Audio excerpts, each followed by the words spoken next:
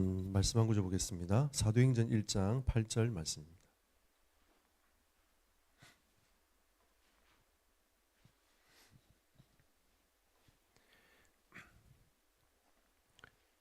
같이 합독하겠습니다. 오직 성령이 너희에게 임하시면 너희가 권능을 받고 예루살렘과 온 유대와 사마리아와 땅끝까지 이르러 내 증인이 되리라 하시니라. 아멘. 저희 태생은 부산입니다. 제가 부산에서 태어났고요. 그리고 2004년도 12월 2일 날 제가 공주에서 개척 설립 예배를 드리고 개척을 시작했습니다. 예. 그러다 보니까 어느덧 한 20년 가까이 됐더라고요. 그래서 세월이 참 빠르다.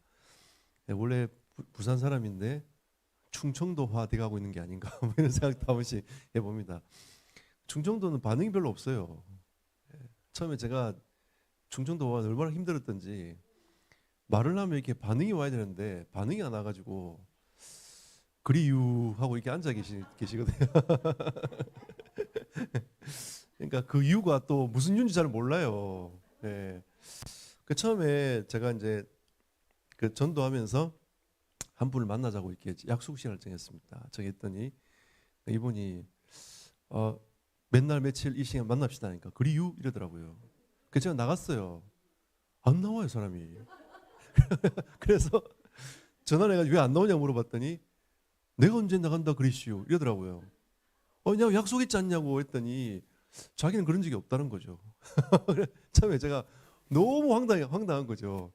이게 정이 안 되는 겁니다. 그러니까 나중에 알고 봤더니 충청 사람들 한 3번 얘기해야 이 사람이 나와 만나려고 하는갑다라고 이제 인지를 한대요. 그래, 예. 그리고 또 차도 천천히 몰아요. 세워라, 내워라 이렇게 모는데 또 제가 경상도 사람이니까 얼마나 성질도 급합니까? 뒤에서 빵빵거렸더니 나중에 이 사람이 탁 창문 열면서 왜 빨리 안 갑니까? 제가 막 그랬더니 먼저 오지 그랬슈.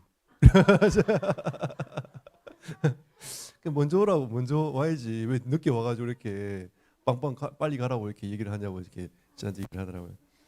그래서 제가 적응하는데 3년 걸렸습니다. 왜냐하면 겉으로는 그냥 내가 목회를 하고 있는데 내가 충청 사람을 이해하는 게 3년 걸리더라고요. 그래서 제가 이제 오늘 이렇게 제목을 좀 무거운 제목일 수도 있겠지만 예.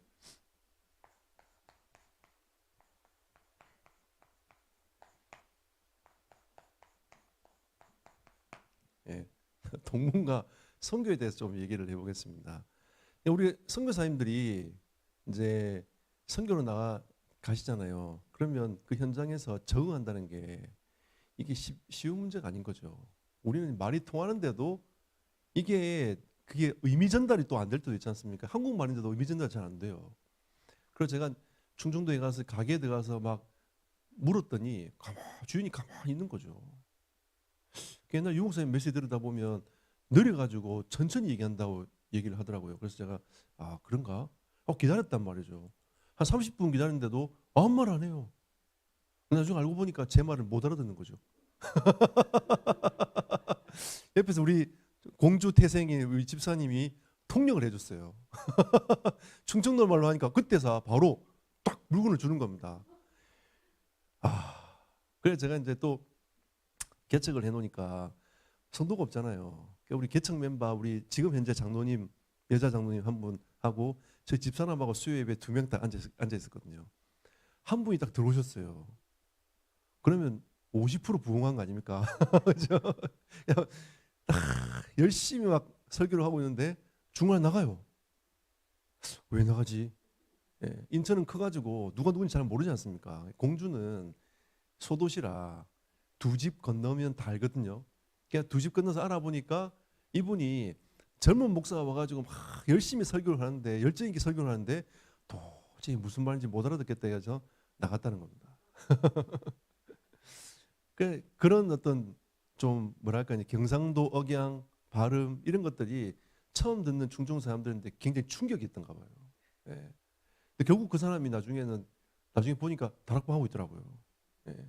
그래서 이제 보면서 야, 이 복음 들을 사람들은 또 하나님이 어떻게 쓰든 간에 인도해 주시는구나 이런 생각을 제가 해봤습니다.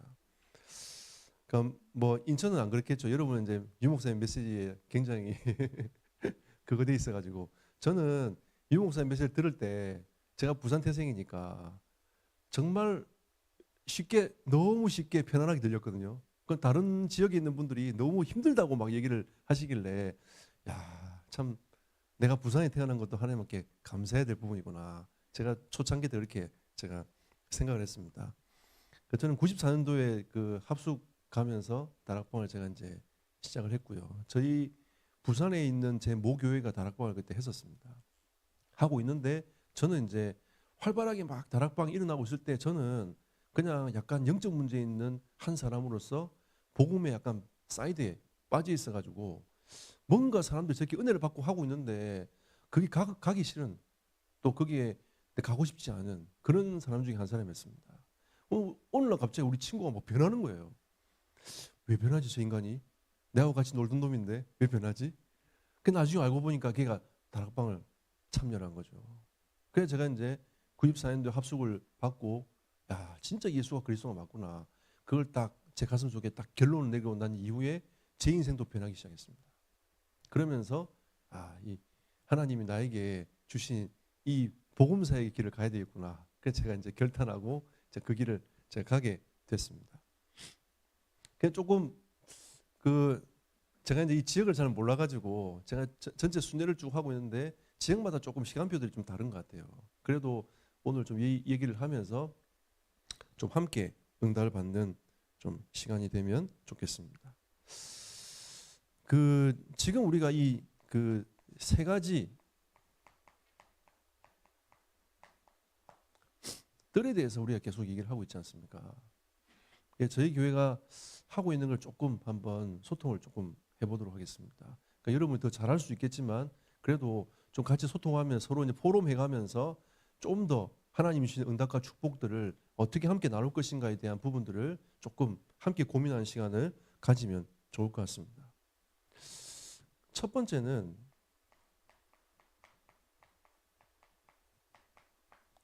기도의 뜰입니다. 우리가 기도 훈련이 안 되면 사실은 힘들지 않습니까? 유 목사님 복음 다음으로 강조하시는 게 기도입니다.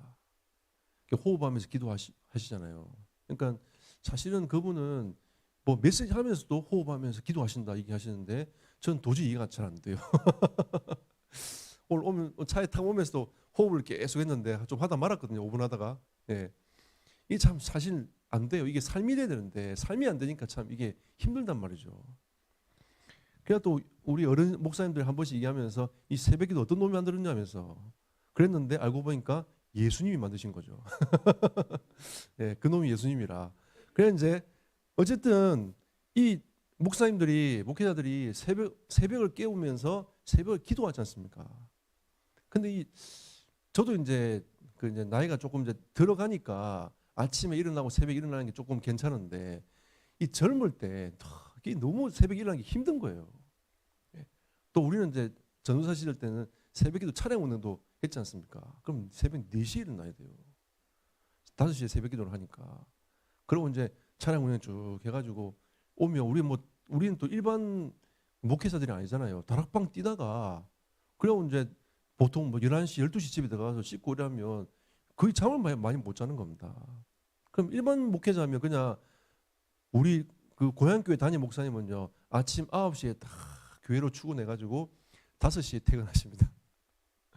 그 시간 딱 그 시간이에요. 9시에 딱 걸어 출근하시고 5시에 딱 퇴근하시고. 예. 목양식 가보면 뭐 하냐면 설교 준비를 계속 하세요. 신방 안 가면 설교 준비를 계속 하십니다. 우리는 설교 준비해야 되지, 다락방 떼야 되지, 집회 가야 되지.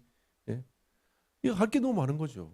또 감투도 많아가지고 또 뭐 해라 하니까 막 한 열 몇 개씩 막 이 짐을 딱 지고 살아가는 겁니다. 새벽기도 한다는 게 사실 어떻게 보면 불가능한 일인 거죠. 그런데도 어떻게 합니까? 성도들이 이해합니까 이거?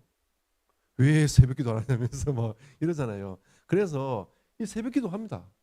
근데 이것만 가지고 사실은 기도하는 게 참 쉽지 않은 것 같아요. 그래서 제가 고민이 막 되는 겁니다. 교회를 두고 이 기도의 뜰을 어떻게 만들 것인가. 치유돼야 되는데 호흡하라는데 호흡하는 사람 나도 잘 안 되는데 성도들이 하겠습니까? 그래가지고 이 기도회 때를 어떻게 했냐면 코로나가 딱 터질 때 잘 됐다. 잘 됐다. 이래가지고 저녁 9시에 줌으로 기도회를 열었습니다. 그러니까 저희 교회도 어르신들 있을 거 아닙니까? 80 넘은 어르신들 있을 거 아닙니까? 줌 다 가르쳤어요. 가르쳐가지고 이분들이 줌 눌러서 들어옵니다. 기도회를. 들어오세요. 밤 9시마다 매일 저녁마다 기도하기 시작합니다. 나라를 두고 기도하고 선교 현장을 두고 기도하고 교회를 두고 기도하고 아픈 사람을 두고 기도하고 이러다 보니까 성도들이 교회의 마음을 담기 시작하더라고요. 또 선교 현장의 마음을 담기 시작하더라고요. 이 중증 특징상 선교사님들 오면 왔는갑다 눈만 끔뻑끔뻑하고 계시거든요. 근데 진짜 기도를 하기 시작하니까 그 느린 중증 사람들이 반응을 보이기 시작하는 겁니다. 하루는 옆에 와가지고 목사님 제가 요즘에 그때 온 선교사님 있잖아요. 그분을 위해서 밤마다 기도하고 있어요. 저한테 그런 얘기를 하는 겁니다. 그리고 저는 교사들을 참 중요하게 생각합니다. 왜냐하면 렘넌트 운동해야 되니까. 그리고 교사들 기도회를 제가 인도를 합니다. 한 달에 한 번씩. 전체 교사를 다 모아놓고 메시지 주고 방향 주고 그다음에 기도합니다. 그리고 제가 교육자는 지시해가지고 이 교사들하고 매주마다 학생 아이들 두고 기도해야 된다. 이 기도의 흐름을 놓치지 않도록 가야 되지 않겠냐. 기도의 뜰을 계속 뭐 만들어 나가는 거죠. 그냥 뭐만 하면 어쨌든 기도 중심으로 가도록 시스템을 계속 만들어 가는 겁니다. 그리고 아이들의 뜰. 저희도 시골에 있다 보니까 이게 참 일꾼들이 사실 없고요. 이걸 어떻게 될지 참 고민이 정말 많더라고요. 그 이제 유 목사님이 렘넌트 데이를 선언하면서 그때 이제 저희는 충청도니까 천안으로 계속 갔거든요. 그 제가 이제 렘넌트 데이 담당을 했는데 천안으로 계속 가면서 이런 생각이 들더라고요. 기도하면서 우리 교회도 자체 렘넌트 데이를 한번 해보자. 그 제가 우리 교육자들 얘기를 했거든요. 그랬더니 교육자들이 뭐라고 얘기하냐면 목사님 너무 힘들 것 같다면서 저한테 얘기를 하는 겁니다. 그래서 제가 뭐라고 했냐면 이건 우리 양심인 것 같아. 자체 렘넌트 데이를 하는 거는 우리 양심이야. 한 달에 한 번씩만 해보자. 한 달에 한 번 해보자. 렘넌트 데이 갔다가 아이들을 다 데리고 갔다가 교회로 다 데리고 와가지고 자체 렘넌트 데이를 하기 시작했습니다. 양심을 지키기 위해서 한 거죠. 처음에는 막 교사들도 힘들어하고 막 왜냐하면 토요일 날 쉬어야 되는데 렘넌트 데이를 하고 나오라니까 얼마나 힘들겠어요. 그러면 제가 이제 한 달에 한 번씩 계속 하면서 이거를 지속하도록 계속 만들었습니다. 그 지속하는 게 참 쉽지 않더라고요. 2, 3년을 쭉 지속했어요. 그러고 나서 제가 메시지 했습니다. 나는 이 아이들의 뜰을 어떻게 가져갈 거냐면 매일 학교로 가져갈 거다. 매일 아이들이 예배하면서 교회를 중심으로 해서 응답받도록 만들어갈 거야. 그리고 이 교사 기도회 있잖아요. 계속 메시지 했습니다. 같이 기도하고 또 메시지하고 기도하고 합시다. 이게 아니라 기도를 계속 하다 보니까 이분들에게 메시지가 어느 날 들어가기 시작하더라고요. 어느 날 딱 들어가더니 어떤 분이 그 매일 학교를 두고 계속 기도하면서 꿈을 꾸기 시작하더라고요.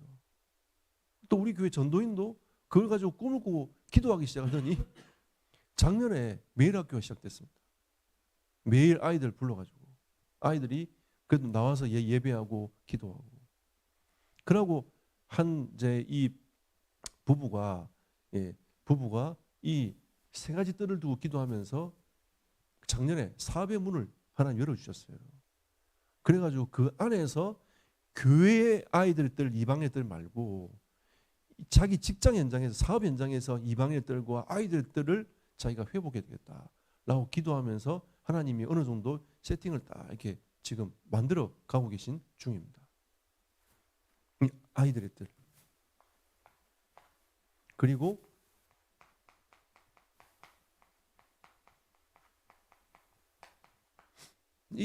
저의 제일 고민입니다. 이방인의 뜰을 어떻게 만들 것인가. 이렇게 저렇게 한번 해봤거든요. 그러니까 교회 연결돼 있는 스리랑카 사람들 모아가지고 한국어 학당도 해보고 이것저것 해봤는데 결국은 이 이방인들의 가장 중요한 초점이 그 이방인 중에 다민족 중에 제자를 찾아내는 거였어요. 제자가 안 일어나니까 그냥 행사로 지나가고 그냥 과정으로 지나가 버린 겁니다. 문제 딱 터지니까 코로나 터져버리니까 이 스리랑카 사람들이 싹 다 빠져나가 버렸어요. 그 이방인들을 사실 어떻게 될지 모르겠더라고요. 근데 그 중국인 한 명을 이제 복음 전해가지고 이분이 이제 교회로 들어와서 쭉 훈련 받다가 이제 그 코로나 때 이분이 이제 권사로 임직을 했거든요. 그러니까 그 정도 수준이지 이 이방인들을 어떻게 이제 활용해가지고 응답 받아갈 것인가에 대한 이 고민이 정말 많이 드는 겁니다. 주변에 많아요 이방인들이. 근데 이걸 어떻게 만들어 갈 것인가 참 고민이 많이 되더라고요. 그래서 일단 이제 그 다민족 부서를 만들어 가지고 다민족 현장을 두고 기도하도록 지금 계속 만들어 가고 있습니다. 그래서 올해는 제가 이제 이 시스템을 조금 이제 확정을 좀 시켜보고 좀 활발하게 한번 해보자. 그래서 이제 그 방향을 잡고 갑니다. 저희 교회는 다민족이 2사람밖에 없어요. 베트남 사람, 중국 사람. 스리랑카 사람들은 코로나 때 싹 다 이렇게 나간 거죠. 그래서 이제 그 2분을 중심으로 하고 또 우리 주변에 다민족들이 많지 않습니까? 일단 명단을 싹 다 올려라. 올려서 그 사람들을 두고 우리가 캠프를 준비 한번 해보자. 그래서 마음에 담고 일단 기도부터 하자. 기도의 뜰에서 만들어 놓으면 하나님이 아이들 뜰을 좀 열어가시고 하셨던 것처럼 이방의 뜰도 하나님이 열어가실 게 아니냐. 예원교회는 그냥 담임 목사님이 하자 지시하면 그냥 쫙 됩니다. 네, 그런 교회는 돼요. 그럼 우리는 어떻게 되냐? 하자 이러면 목사님 이랍니다. 일단 목사님 이래요. 그 말이 무슨 말이냐면 이렇게 막 고민을 많이 하는 거죠. 지금 내가 맡은 게 한두 가지가 아닌데 또 그것까지 하면 어떻게 합니까? 나 시간이 없는데 이런 마음들이 복선이 막 깔려 있거든요. 근데 거기에서 진짜 언약을 딱 붙잡은 사람들이 나와요. 다민족을 두고 진짜 기도하다 보니까 이 우리 교사들이 자기들이 이제 한국어 그 준비해가지고 어쨌든 그 자격증 따고 막 그렇게 해 나가더라고요. 이거를 조금 우리가 이제 어떻게 구체화시켜 나갈 것인가에 대한 부분들을 개교회마다 시간표도 다 있으니까 그렇게 하나씩 세팅을 해 나가는 이런 좀 시간들이 좀 필요한 것 같습니다. 자, 우리에게 정말 중요한 게 개인이 힘을 얻는 게 제일 중요합니다. 그리고 진짜 복음으로 치유되는 게 중요하죠. 우리가 치유되지 않으면 말씀도 있잖아요. 말씀이 우리에게 떨어져도 그게 돌짝박 같아요. 그래서 어느 날 이게 뿌리 내리지 못하고 자라도 어느 날 사라져 버립니다. 내가 옛날에 말씀 받았는데, 내 은혜 받았는데 이러고 이제 살아가는 거죠. 개인이 하나님의 말씀을 갖고 힘을 얻고 치유될 수 있는 영적인 흐름들을 가지고 가야 됩니다. 이건 특히 이제 우리 목사님들은 더 이제 그렇게 하셔야 되는 거죠.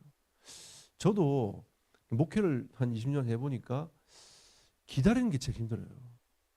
저는 기다리는 게 목회라고 생각 일단 하거든요. 그러면 내가 기다리려면 기도가 안 되면 안 기다려줘요. 이해가 안 됩니다. 왜냐하면 진짜 이게 뭔가 이렇게 내 속에서부터 계속 뭔가 이렇게 부딪혀 오는 것들이 있어요. 그 내가 진짜 기도하고 하나님 말씀에 딱 붙들린 바 되어지고 기도하면서 힘을 얻지 못하면은 안 됩니다.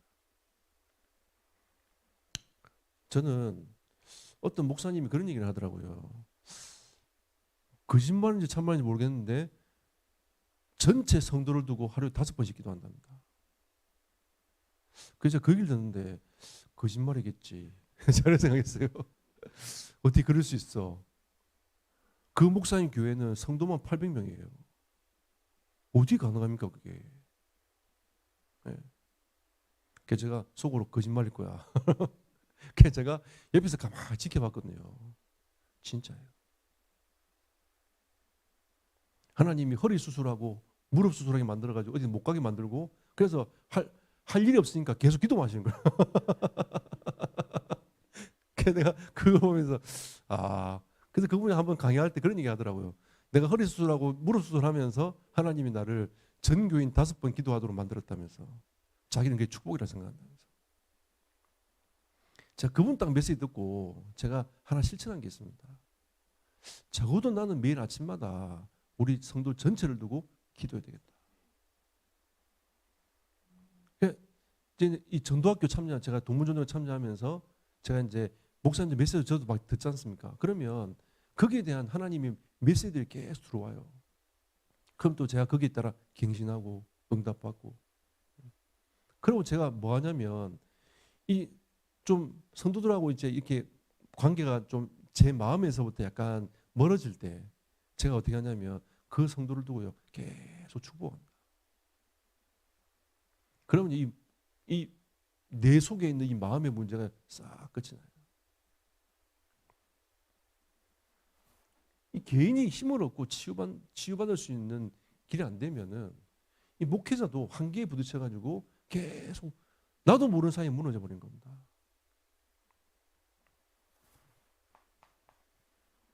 그래서 이 말씀 자체가 능력 아닙니까, 여러분? 그래서 우리는 이 말씀을 믿는 믿음이 우리에게는 필요합니다. 우리 여기 성도님들도 계시니까 여러분 강단 말씀 딱 붙잡고 있잖아요. 진짜 기도하십시오. 우리 교회는 올해 들어와가지고 어른 주일학교도 시작했습니다. 네. 왜냐하면 어른들이 이 포럼을 시켜보니까 중증 사람들은 안 해요. 그래서 제가 기도하다가 어떡하지 이거를. 구역장들 얘기해서 구역장들 모임해라. 구역장들한테 같이 포럼해라. 말씀 붙잡고 기도해야 된다. 근데 자꾸 들어오는 피드백이 뭐냐면 목사님 내가 말씀 붙잡고 기도하는데 어떻게 말씀 붙잡고 기도할지 모르겠다면서. 제가 설교 때 한 번씩 얘기하거든요. 그래도 모르겠대요. 그래서 제가 올해는 어른 주일학교를 열었습니다. 원래 우리 1부 예배드리고 2부 예배드리고 3부 예배드렸거든요. 1, 2부 예배를 통합시켜버렸어요. 그리고 10시로 딱 만들어 놓고 11시 저는 이제 메시지가 길지 않기 때문에 11시 예배 딱 마칩니다. 11시 넘어가지 않아요. 55분에 마쳤지 11시 넘어가지 않습니다. 설교할 게 없어 내가. 네. 그냥 딱 마치는데 마치고 나면 딱 10분 쉬고 있잖아요. 주일학교와 교사들은 다 예배대로 다 갑니다. 자기 방으로 다 들어가요. 어른들 다 이렇게 모아놓고 제가 어른 주일학교 시작했다면서 이래가지고 메시지를 어떻게 붙잡는지 쉽게 딱 설명해 줬습니다. 이렇게 해보라고. 제가 이제 몰래 있잖아요. 그 몇 명 모아놓고 내가 이렇게 앞으로 이제 어른 주일학교 할 거니까 이렇게 훈련 한번 해보라 해가지고 몇 명을 훈련시켜가지고 포럼자를 딱 세웠어요. 세우니까 이분들이 얘기하잖아요. 하다 보니까 여기저기 있잖아요. 이렇게 얘기를 하더라고요. 지난주는 있잖아요. 참 신기한 일이 있어요. 충청도는 또 이제 시키면 안 합니다. 눈물 껌뻑껌뻑 뜨고 시키지 말라면서 계속 이러거든요. 근데 지난주는 이상한 일이 벌어졌어요. 안 시켰는데 누가 딱 손들더니 목사님 내가 한번 해보면 안 되겠습니까? 나왔어요. 나는 그분만 나올 줄 알았거든요. 갑자기 가만히 있다가 어떤 장로님이 손을 들더니 그 다음에 내가 할 거라면서 이래가지고 우리 교회 생긴 일로 처음으로 자진해가지고 네 분이 나와가지고 포럼했다니까요. 이야 기적이 일어났어. 기적이. 여기는 아무것도 아닌 것처럼 보이지만 우리 교회는 그게 기적이에요. 그 제가 보면서 참 감사하더라고요. 이번 주도 권사님 한분 나와가지고 포럼하고 목사님 내 시키면 삐질 거라면서 그러면서 나와요. 나와가지고 하고 들어가더라고요. 안 삐지더라고요. 그 가만히 보면서 이 말씀을 어떻게 붙잡고 기도할 것인가. 이게 다가 아니겠습니까?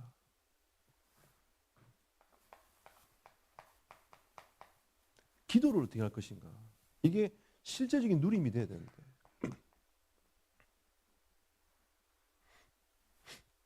우리는 하나님이 주신 예수 이름을 가지고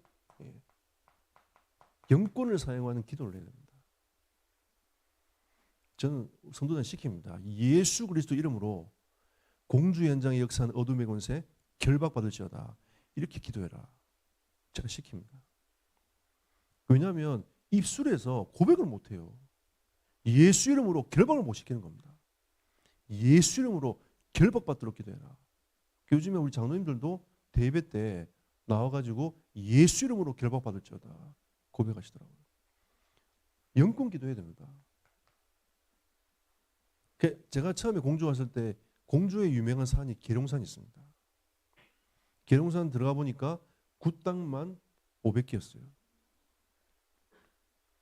굿당 500개였어요. 그 당시에 제가 처음 갔을 때, 그러니까 그 제가 계룡산 들어가가지고 다 들어가 봤거든요.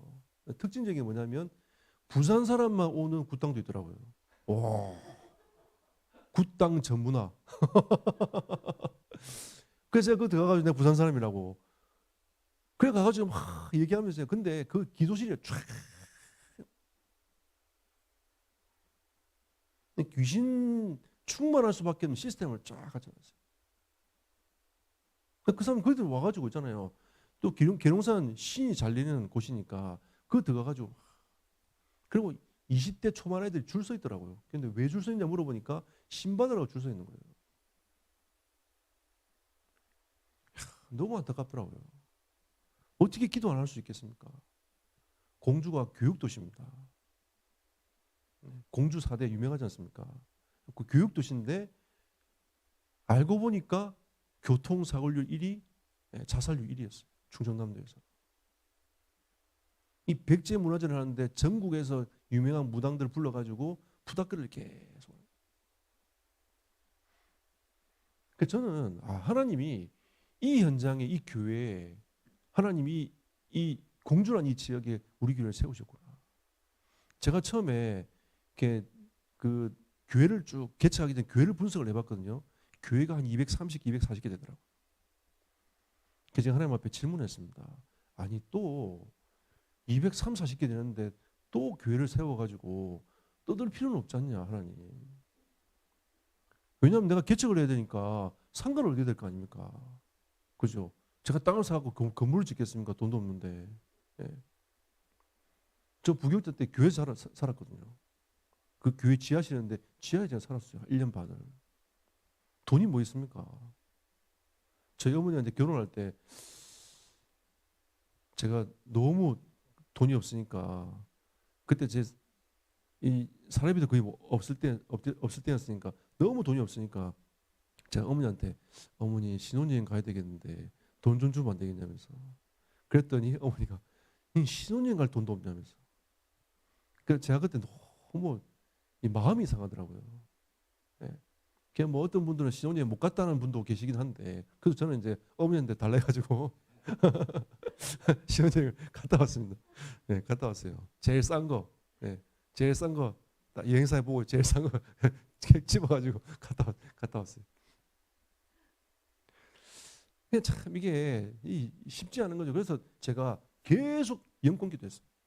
예수 그리스도 이름으로 어둠의 권세는 결박받을지. 백제 문화재를 통해 역사는 계룡산을 통해 역사는 어둠의 권세 결박받을지어다.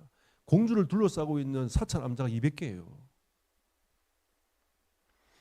그러니까 이게 영적으로 꽤 어두운 겁니다.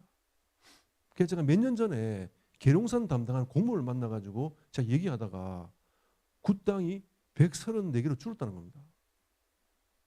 그냥 눈에 보이지 않지만 우리가 기도하잖아요. 어둠의 권세 꺾입니다. 영권 기도 하셔야 돼요. 여러분. 이 인천의 역사는 어둠의 권세 예수 이름으로 결박받으죠. 그리고 우리는 중보 기도해야 됩니다. 여러분 아픈 사람을 두고 기도하고 있잖아요. 그리고 여러분 동물을 두고 여러분 기도해 주십시오. 지금 중요한 시간표입니다. 나중에 제가 3번에 좀 얘기를 해보겠습니다만 정말 중요한 시간표예요. 그럼 여러분들은 말씀을 가지고 하나님 앞에 깊이 묵상하며 기도하는 겁니다. 이때 말씀이 우리에게 뿌리가 내립니다. 그래 치유돼요. 그러니까 말씀을 가지고 묵상이 안 되면은 치유가 안 됩니다.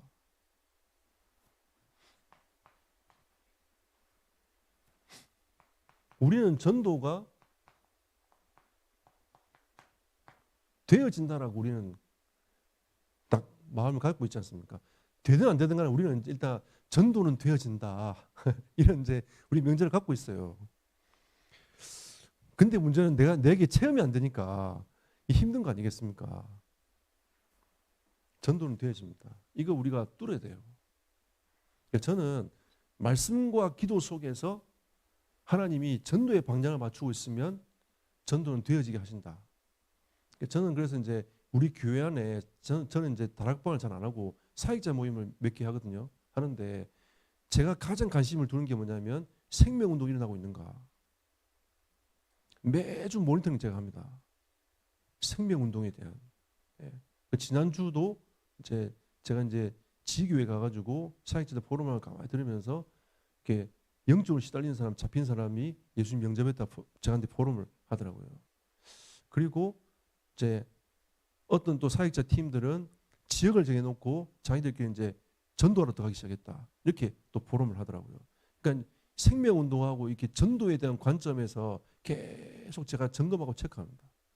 저는 사역자 포럼할 때 두 가지 하거든요. 말씀 포럼, 강단 포럼하고 전도 포럼. 딱 두 가지 시킵니다. 그래가지고 이 전도가 정말 되어지는지 안 되어지는지 하나님 예비된 사람을 붙이시는지 안 붙이시는지 우리가 확인을 해봐야 되지 않겠습니까? 결국 시스템은 제자입니다. 제자. 제자 일어나면 이 그 시스템은 문을 닫아도 됩니다. 시간이 많이 가가지고 서론이 좀 길었던 것 같습니다. 그러니까 우리는 이 개인이 치유되고 회복돼 가지고 원네스의 힘을 가지고 응답받고 나가야 됩니다. 그럼 한번 잘 생각해 보십시오, 여러분. 원네스의 힘이란 말은 언약을 붙잡는, 언약을 누리는 그 자리에 함께하는 거죠. 저는 가능하면 우리 성도들과 또 제가 동문전도학에 참여하기 위해서 굉장히 애를 씁니다. 왜 애를 쓰냐면 언약이 성취되는 자리니까. 하나님은 이 전도학교를 통해서 하나님의 말씀이 성취될 거라고 저는 확신합니다. 그래서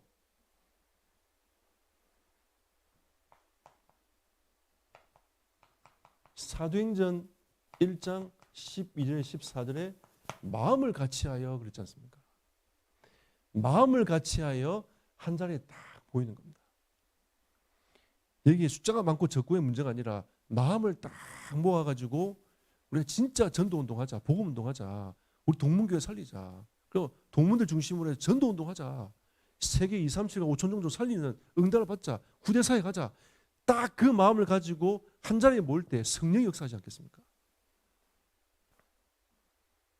저희 지역은 그 이제 우리 동문 전도학교 열어놓고 이렇게 그 동문 목사님들이 모여서 같이 이제 성도들하고 같이 함께 전도학교를 같이 하거든요. 하다가 그 제가 시찰장할 때 그 우리 지역에 있는 목사님들이 우리 지역도 전도학교를 좀 하자 그렇게 얘기하시더라고요. 그래서 제가 지금 동문 전도학교 시작되고 있는데 목사님들 함께 참여하셔가지고 우리가 함께 가면 어떻겠냐. 왜냐하면 얼마 전에 이제 그 소상위 위원이 유 목사님께 들어가서 이제 보고를 드린 적이 있거든요. 딱 드렸더니 유 목사님 그런 얘기 하시더라고요. 지금 너희들이 해야 될 게 뭐냐면 지금 방글라데시나 이쪽에 보면 목사 안수 받고 방황하고 있는 목사들이 많다. 제3세계에. 그분들을 동문화시켜라. 그럼 결국 무슨 말입니까? 237을 동문화시켜라. 그 말이거든요. 지금 우리가 지금 동문 전도학교 하기 때문에 우리 동문들만 모여야 되는 것 같다 생각하지만 이 사실 이 전도학교가 237 동문이 돼야 됩니다. 그 전체가 하나 돼가 쫙 가면서 있잖아요. 전체를 바라보도록 이렇게 가는 게 이 전도학교의 가장 중요한 핵심입니다. 그래서 우리가 이 언약을 성취하는 자리에 모여가지고 응답을 쭉 받아나가는 거죠. 그래서 전도학교 이제 그분들 다 참여하시고 있잖아요. 저희들은 이제 전도학교 매년마다 할당금이 있어요. 교회마다. 그러니까 저는 이제 그 지부장이 아니거든요. 우리 지부장 목사님이 니는 얼마 내라. 우리한테 딱 던져요 그냥. 그럼 알겠습니다. 그러고 이제 돈 내고. 그래서 또 이제 외부에 강사들 오시잖아요. 그러면 좀 돈 모자라잖아요. 그러면 더 내라. 짠또저기 말씀하세요. 그럼 알겠습니다. 더 내고 이렇게 합니다.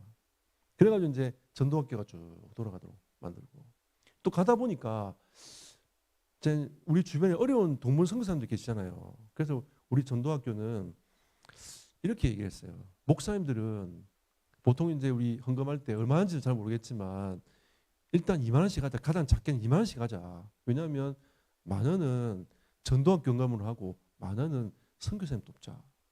이래가지고 저희는 2만 원씩 헌금을 합니다. 일단 기본적으로 2만 원씩 헌금하도록 그렇게 해놨어요. 그래가지고 거기에서 이제 그 일부를 동문 선교사님 돕는데 우리가 후원을 합니다.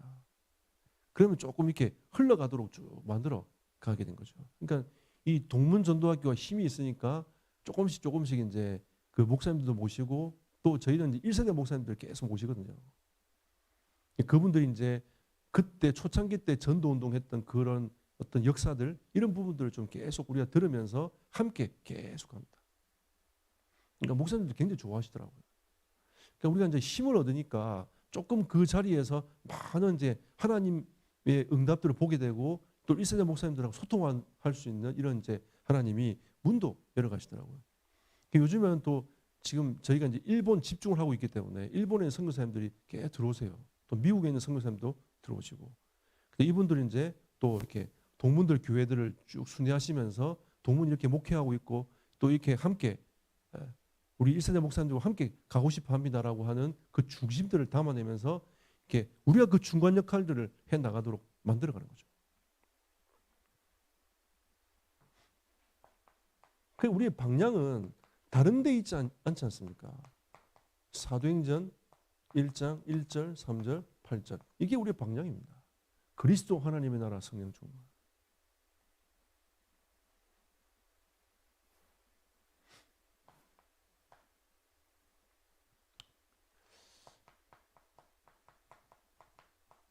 다 같이 한 곳에 모였더니 사도행전 2장 1절에서 4절 성령이 역사하셨습니다. 진짜 우리 이 모임이 성령이 역사하시도록 기도하시고 진짜 전도도 일어나도록 기도하시기 바랍니다. 저도요 전도학교 갈 때 은혜 받기 위해서 기도하고 갑니다. 그리고 가능하면 일찍 가가지고 같이 기도하고 그리고 같이 찬송하고 오늘 우리 목사님 찬송할 때 박수치면서 찬송했지 않습니까? 저도 박수치면 찬송하고 예. 그럼 목사님들이 이제 보통 뭐 커피 한 잔 마시다가 좀 늦게 들어오고 막 그러거든요. 우리 전도학교는 안 그래요. 딱 시작하잖아요. 그럼 다 들어가잖아요. 쫙 다 들어와가지고 같이 박수치면서 찬송하고 기도합니다. 영적 흐름을 만드는 한 곳에 모여서 하나님의 성령이 역사하시도록 만들어가는 거죠.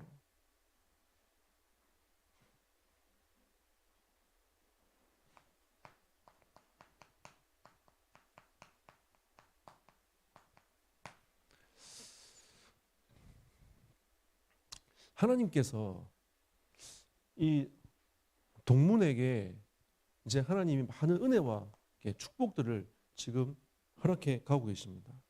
그래서 그 우리 이제 그 다락방에는 상임위 목사님들 계시지 않습니까? 그 미 목사님께서 그 소상임위를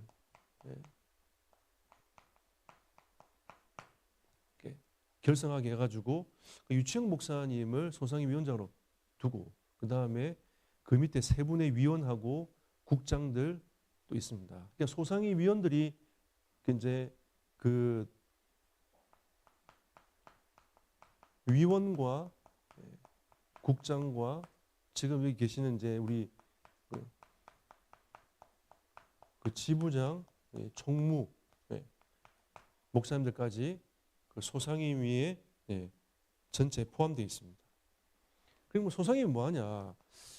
이제 예전에는 상임위가 전체 이제 다 실행도 하고 다 전체 이제 다락방 전체를 쭉 끌고 나갔단 말이에요. 그러니까 이제 그분들이 지금 이제 상임위로 계시지만 연세들이 이제 다 많아지셨어요. 그래서 이걸 이제 실제적으로 실행할 수 있는 사람들이 필요한데 그걸 이제 동문들이 좀 했으면 좋겠다. 이렇게 이제 유 목사님 지시를 하셔가지고 이 소상임위가 결성이 됐습니다. 그래서 이제 이 부분들을 전체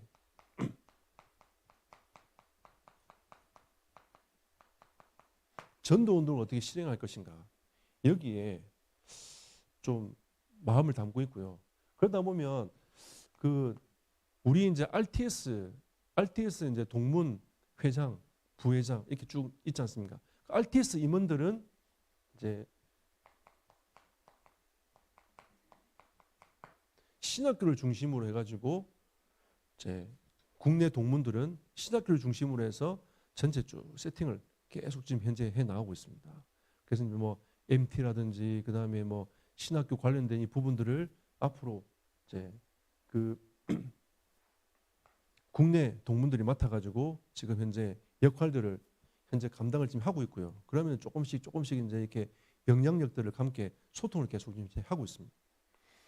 예전에는 소상임위하고 전체 이제 총동문회가 있어가지고 이게 약간 그 눈에 보이지 않게 이 정리가 잘 안 돼가지고 이런저런 얘기도 좀 있었거든요. 근데 이게 전체가 딱 정리가 돼가지고 그 동문들은 신학교 중심으로 들어가고 소상임위는 전체 방향을 가지고 이렇게 선교사님들도 같이 이제 소통하면서 가는 걸로 방향을 잡았습니다.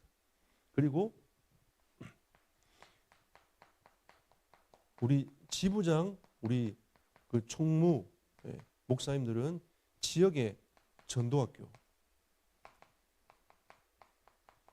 지역을 소통하면서 지역에 있는 실제적인 이 동문들이 함께 소통하면서 전도운동하면서 함께 해 나가도록 만들어 나가는 이런 시스템으로 조금 이제 정리가 딱 이렇게 됐습니다.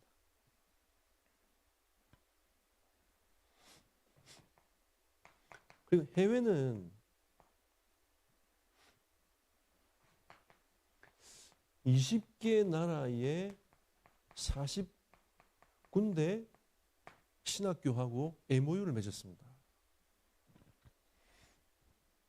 그래서 이제 일본도 신학교가 2개 있어요. MOU 맺은 데가 2개 있습니다. 동경하고 나고야하고 2군데 있습니다. 예를 든다면 그래서 이제 그 지금 시스템을 어떻게 가져가냐면 일본에도 그 신학교가 있으니까 일본 동문회장, 그 다음에 일본 총무 이렇게 해가지고 나라의 신학교가 몇 개 있든지 회장은 1명, 신학교마다 총무 1명씩 세워가지고 이제 그렇게 이제 시스템을 만들어놨어요. 그래서 이제 일본은 고마마츠 유 목사님이 일본 동문 전체 회장입니다.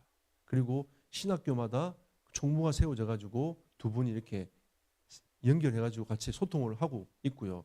그 다음에 한국에서 한국 RTS를 나와가지고 그 선교사로 파송된 분들 있지 않습니까? 그래서 일본 같은 경우에는 김영곤 선교사님이 그 전도학교 전체를 담당하면서 그 지부장으로 현재 있고요. 그 다음에 동경에 있는 목사님 한 분이 이제 총무 역할을 하면서 일본 전체 전도학교를 현재 소통을 현재 하고 있습니다. 그런 시스템으로 쭉 이렇게 그 정리가 되고 바뀌어져 가고 있습니다. 그래서 이러다 보니까 지금은 이제 해외 쪽에는 약간 이제 이 집중할 수 있는 시간표를 하나님 주신 것 같아요. 그래서 작년에 일본에서 저희가 이제 어떻게 했냐면 일본 이제 렘넌트 대회 이때 있지 않습니까? 그때 이제 유 목사님께 메시지를 부탁해가지고 일본 안에 있는 모든 동문과 선교사를 다 모았어요. 그래가지고 유 목사님께서 메시지를 주셨단 말이죠. 그거 딱 받고 나서 저희가 이제 일본 집중을 열었습니다. 집중을 열어가지고 일본 신학생과 선교사들이 모여서 집중하면서 우리가 어떻게 이 동문 시스템을 가지고 일본 전역을 살릴 것인가. 또 우리 집중하면서 일본에 있는 이 선교사님들이나 이런 분들이 이제 같이 이제 전 세계 237가 5천 종족을 함께 인도받아 갈 수 있는 그런 이제 그 가장 중요한 그 시스템을 만들어 나가려고 일본부터 지금 저희가 집중을 하고 있습니다. 이번에도 그 동남아 집회 있지 않습니까? 그때 필리핀에 가가지고 필리핀 우리 선교사님들을 동문 선교사님들을 전체 다 모았습니다. 모아가지고 그분들하고 쭉 소통을 했습니다. 소통을 하면서 이번에 이제 필리핀도 이제 그 지부장 목사님이 세우셨고 총무 목사님이 세워져가지고 동문들이 전체 소통하도록 이렇게 저희가 이제 시스템을 다 이렇게 결성하고 만들어 놓고 나갔습니다. 그러면서 이제 이 일본 올해도 이제 그 일본 2번 집중을 준비해 놓고 있습니다. 2월 26일부터 일본 집중 들어가고요. 그다음에 8월 달에 또 일본 집중을 해 놓고 있습니다. 근데 일본도 지금 소상위 위원 목사님들이 계시기 때문에 그분들과 소통을 해가면서 어른 목사님들과 소통해가면서 우리가 이제 실제적인 전도 운동을 하도록 이렇게 지금 현재 시스템을 계속 만들어가고 있습니다. 결국 이 일본을 통해 가지고 필리핀 앞으로 들어갈 거고요. 또 일본과 필리핀 사역자를 통해 가지고 또 제3국으로 제가 들어가게 될 겁니다. 이런 시스템들을 쭉 깔아가지고 결국은 이게 237을 살려야 될 거 아닙니까? 237 나라가 살아야 5천 종족이 삽니다. 지금 유 목사님 말씀하시는 그 5천 종족에 대한 개념이 어떠냐면 지금 선교학에서는 그 미전도 종족을 8천 종족으로 보고 있습니다. 많게는 15,000 종족까지 보고 있거든요. 그런데 미개척이라는 단어가 또 있어요. 미개척은 뭐냐면 한 번도 복음이 들어가지 못한 종족. 그 종족을 5천 종족으로 보고 있습니다. 그러면 우리가 지금 아직도 복음이 들어가지 한 번도 들어가지 못한 그 종족이 5천 종족이 남아 있는 거예요. 그게 지금 어디에 있냐? 237 안에 있다니까요. 237 안에 있습니다. 그러면 실제적으로 이분들이 힘을 얻어야 237 속에 있는 선교사님들이 힘을 얻어야 5천 종족까지 뻗어갈 수 있는 거죠. 제가 선교사님들 만나보면서 느끼는 게 뭐냐면 선교사님들이 이런 얘기를 하더라고요. 우리나라는 선교사의 무덤이에요. 저기 인도네시아 가봐도 선교사 무덤이에요. 일본 가봐도 선교사의 무덤이에요. 그럼 다 묻혀야 됩니까 선교사들이? 무덤에 다 묻혀야 돼요. 그래서 우리는 선교사님들이 힘을 얻어야 될 거 아닙니까? 그렇죠? 우리도 힘을 얻어야 될 거 아닙니까? 여러분이 인천을 넘어서 정말 전도운동 237, 5천 종족 꿈을 꾸고 가야 되는데 여기 갇혀버리면 무덤 아닙니까 여러분? 인천이 여러분의 무덤이 되는 거예요. 그래서 저는 이제 우리 아이들을, 우리 렘넌트들을 공주처럼 키우고 싶지 않더라고요. 공주화시키고 싶지 않다. 그래갖고 애들 있잖아요. 이 공주 사람이 희한한 게 요렇게 강이 흐릅니다. 금강이 흘러요.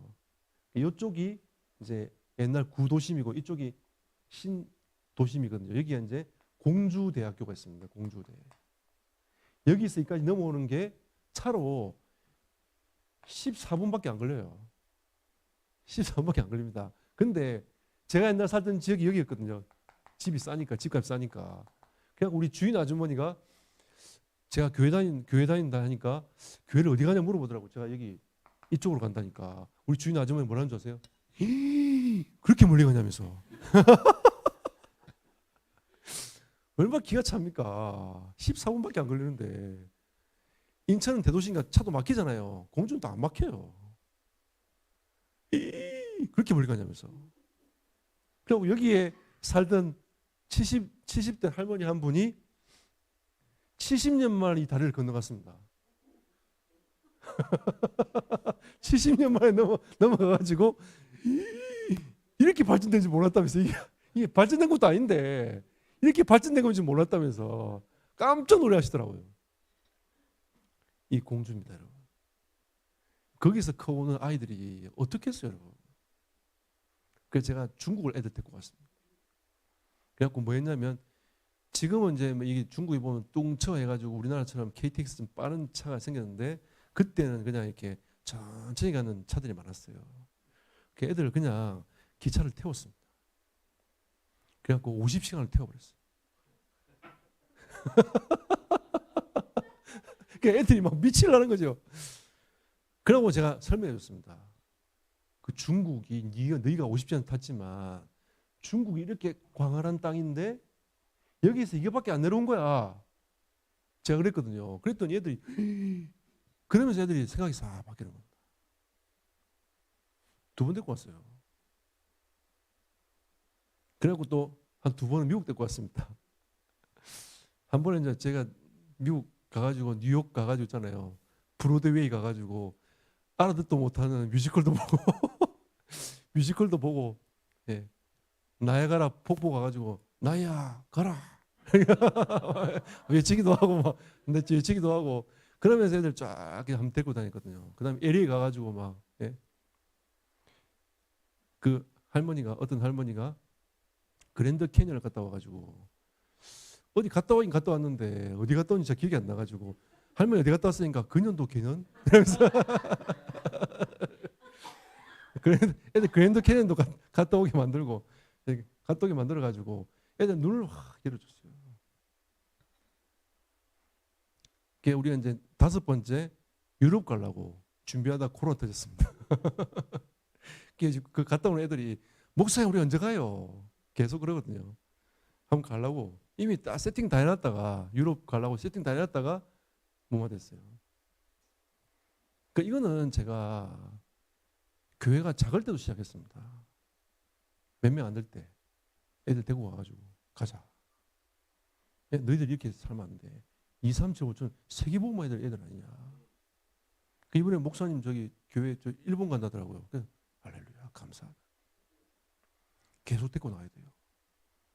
그 애들 진짜 선교적으로 있잖아요. 애들 열어주고 가야 됩니다. 여러분 목사님들 있잖아요. 해외 나가 선교하도록 가보도록 있잖아요. 계속 뒤에서 밀어야 돼요. 그러면서 이제 이 전체가 이제 하나 되도록 그 흐름을 타고 가도록 만드는 겁니다. 왜냐하면 해외에 계신 선교사님들은 메시지 흐름 타기 힘듭니다. 그래서 이제 동무 목사님들 가가지고 같이 소통하고 같이 보고 드리고 같이 또 응답받고 또 그 어려운 것들 같이 소통하면서 같이 기도하고 이런 이제 사정들을 알면서 있잖아요. 계속 같이 흐름을 타고 가는 거죠. 이게 결국 나중에는 237과 5천 종족을 향해 갈 겁니다. 그리고 마지막으로 우리 한국에 들어와 있는 다민족이 대략 한 220만이 됩니다. 220만. 인천도 굉장히 많지 않습니까? 그래서 우리가 이제 이들 도와야 되겠다 이런 개념보다도 이들이 스스로 자립하고 스스로 자치하고 스스로 힘을 얻어가지고 전도하도록 만들어줘야 됩니다. 그래갖고 이 사람들이 있잖아요. 자기 나라에 자기가 교회를 세워가지고 응답받도록 만들어줘야 돼요. 우리 이 시스템을 가야 됩니다. 자립, 자치, 자력.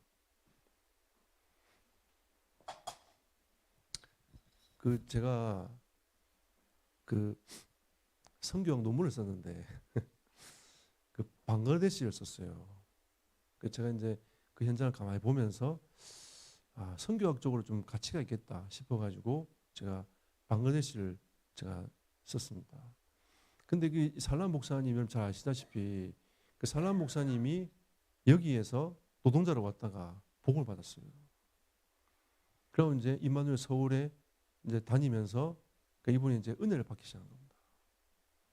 그러다가 이제 예수 믿는다는 것이 이제 그 방글 사람들에게 쫙 퍼지면서 왕따를 당한 거예요.